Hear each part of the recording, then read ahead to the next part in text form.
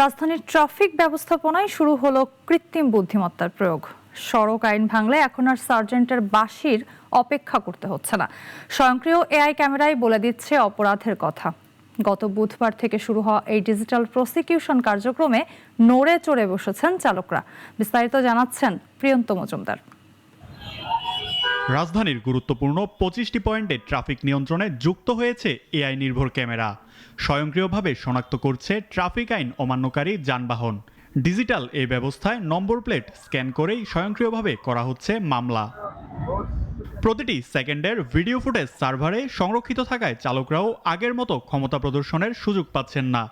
এতে কাজের গতি বাড়ার পাশাপাশি স্বচ্ছতা নিশ্চিত হচ্ছে বলে দাবি মাঠে কর্মরত ট্রাফিক সদস্যদের। কোনো গাড়ি আইন ভঙ্গ করলে আমরা যদি থামাতাম, লোকটা যদি প্রভাবশালী হতো, সেক্ষেত্রে অনেক সময় বিভিন্ন প্রভাব বিস্তার করে। চালকদের মধ্যে রয়েছে মিশ্র প্রতিক্রিয়া। কেউ বলছেন আইন ভঙ্গের পর মামলার মেসেজ 2 থেকে 3 দিন পরে পৌঁছায়।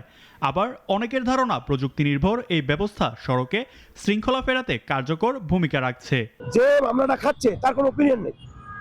এমন আছে অনেক হুন্ডা, যেমন আমার অ্যাড্রেস সেই ক্যান্টনমেন্টে যশোরে, ওই অ্যাড্রেস আমি এখনো চেঞ্জ করিনি। ওই মামলাটা কই যাবে? যখন 3 মাস পরে আমার গ্রেপ্তারি পরোয়ানা জারি হবে, আমি তো হতভম্ব হয়ে যাবো। কি হলো এটা? এই যে এই এরিয়াটাতে এখন এটা সম্পূর্ণ চলতেছে, এটা আমিও নিজে এখনো জানি। তো এই বিষয়টা আরো যদি ভালোভাবে জানানো হয় তাহলে অবশ্যই ভালো, সকলের জন্য ভালো।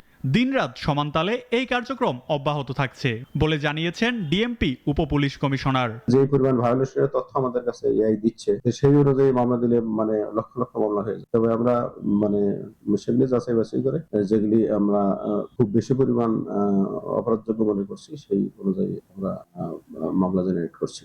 মামলা জরিমানার হাত থেকে বাঁচতে এখন ট্রাফিক আইন মেনে চলার কোনো বিকল্প নেই। এআই পদ্ধতিতে মামলার যুগে প্রবেশ করলো বাংলাদেশের ট্রাফিক বিভাগ। রাজধানীর বিভিন্ন পয়েন্টে এআই পদ্ধতিতে মামলা কার্যকরের ফলে অনেকটাই চাপ কমতে শুরু করেছে সড়কগুলোতে কর্তব্যরত ট্রাফিক কর্মকর্তাদের উপর।